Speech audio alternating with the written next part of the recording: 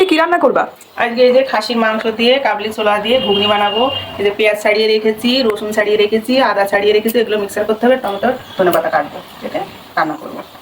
আজ তো মার মুখ থেকে আপনারা শুনলেন কিভাবে কি রান্না করতে হবে। তাহলে চলুন কিভাবে কি রান্না করছি, রান্নার সমস্ত কিছু আপনাদের সাথে শেয়ার করি।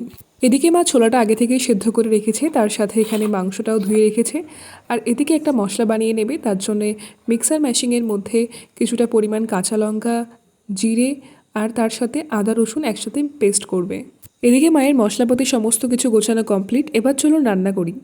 তার জন্য প্রথমে কড়াই নিয়ে তার মধ্যে কড়াইয়ে সর্ষের তেল দিয়ে তেলটা ভালো করে গরম হয়ে গেলে জিরে আর তেজপাতা ফোড়ন দিয়ে এদিকে আমরা খাসির চর্বিগুলো আগেই দিয়ে দিয়েছি। যেহেতু আমরা চর্বি খেতে খুব একটা ভালোবাসি না, তার জন্য চর্বিটা আমরা আগেই তেলের মধ্যে দিয়ে দিয়েছি। যারা চর্বি খেতে খুব ভালোবাসেন তারা তেলের মধ্যে অবশ্যই চর্বি দেবেন না, এটা ঝোলের মধ্যে দেবেন।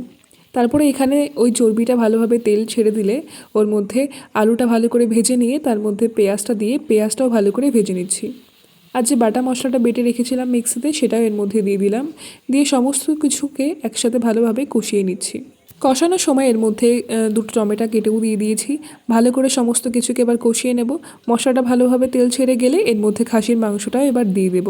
খাসির মাংসটা দেওয়ার পরে সেটাও মশলাটার সাথে খুব ভালো করে কষিয়ে নেব। আর এর মধ্যে দিয়ে দেব স্বাদ মতো লবণ আর হলুদ। লবণ হলুদটা দেওয়ার পরে ভালো করে আবারও খানিকক্ষণ কষিয়ে নিচ্ছি। যেহেতু খাসির মাংস কষাতে অনেকটা টাইম লাগে, তো সেই জন্য অনেকটা টাইম ধরে ভালো করে কষিয়ে নিলাম। মশলাটার সাথে ভালো করে মাংসটা কষিয়ে নেওয়ার পরে এদিকে কাবলি ছোলাগুলো দিয়ে দিয়েছি। দেওয়ার পরে এর সাথেও ভালো করে কষিয়ে নিয়ে এদিকে পরিমাণ মতো ঝোল দিয়ে দিলাম। ঝোল দিয়ে ভালো করে নাড়িয়ে চাড়িয়ে ফুটতে দেব। ভালো করে ফুটিয়ে নিয়ে এর মধ্যে আমি দিয়ে দিচ্ছি শিলনোড়ায় বেটে রাখা গোটা গরম মশলা।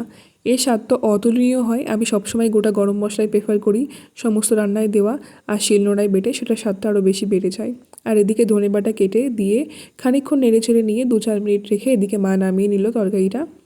এটা কিন্তু খেতে অসম্ভব সুন্দর হয়, একবার হলেও বাড়িতে ট্রাই করে দেখতে পারেন, অবশ্যই ভালো লাগবে।